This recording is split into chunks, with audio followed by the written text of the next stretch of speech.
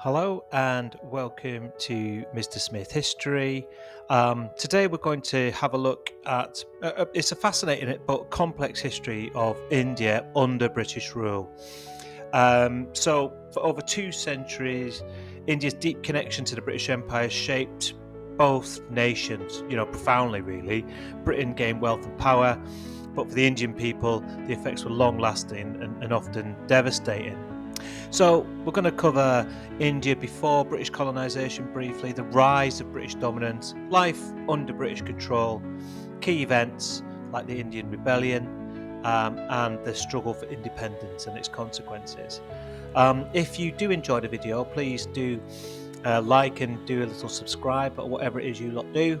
Let's just move briefly into India before British rule.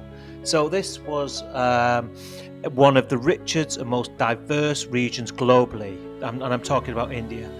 Its people excelled in trade, agriculture, craftsmanship. They were an economic power.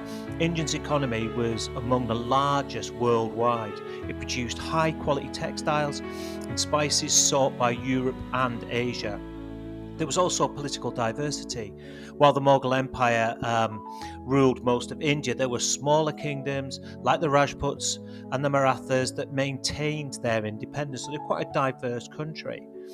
The Mughals were one of the most influential dynasties, leaving an indelible mark on art, architecture, and governance. You may have heard of the Taj Mahal. The Taj Mahal stands as a symbol of their cultural achievements. However, by the 18th century, the empire faced succession disputes. Who was going to rule? There was economic struggles and regional uprisings, which led to this sort of fragmentation of the empire.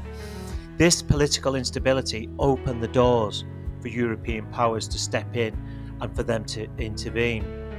So that sets the stage nicely then for the arrival of the British. The British entered India as traders through the East India Company, sometimes referred to as IEC, in 1600. And they were aiming to acquire valuable goods like spices and silk. But they weren't alone. Other European powers, such as the Portuguese and French, also saw influence in India, and this led to fierce rivalries. And then in 1757, we have the Battle of Plassey. This was a pivotal battle which saw Robert Clive bribe Indian allies, defeating the Nawab of Bengal and securing control over Bengal, India's wealthiest regions. So after the Battle of Plassey, this was a real big step for the East India Company in taking control.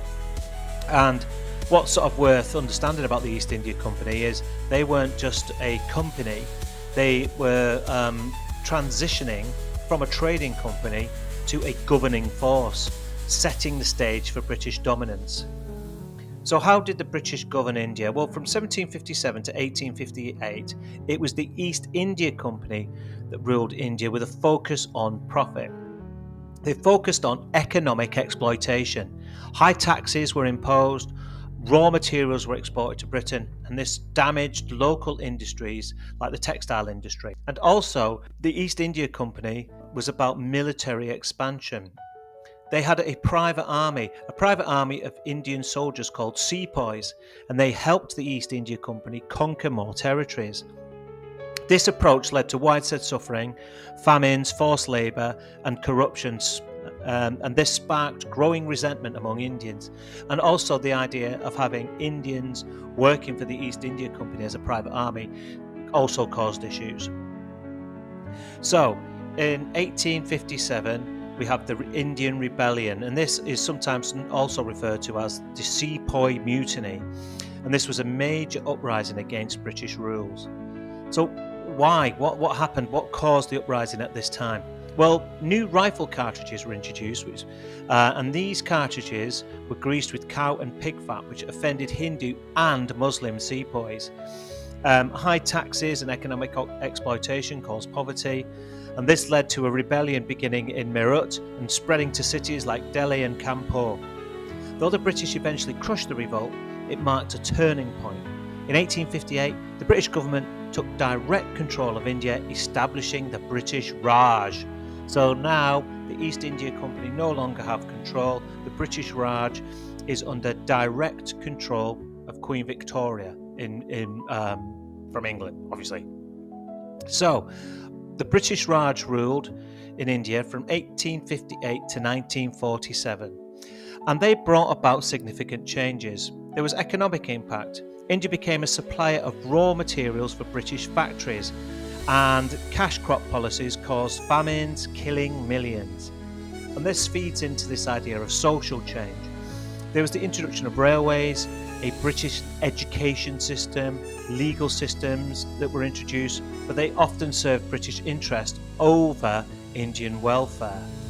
So Britain are introducing lots of things to the country, but it's for the benefit of Britain.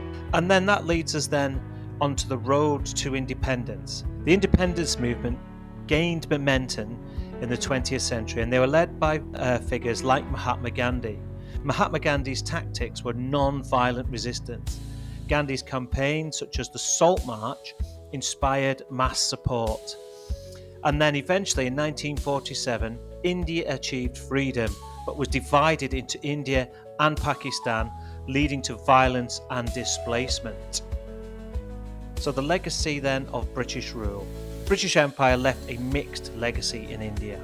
There was positive contributions, development of railways, democracy and the English language. However, most of those carry negatives, and there was also exploitation, cultural disruption and the deaths of millions. India's journey from colonization to independence highlights the resilience of its people and the importance of unity. The story of the British Empire in India is a tale of ambition, resistance and transformation. It reminds us to reflect on history's complexities and learn from its lessons. Thank you for watching, and if you did enjoy, please do like and subscribe below. Thank you.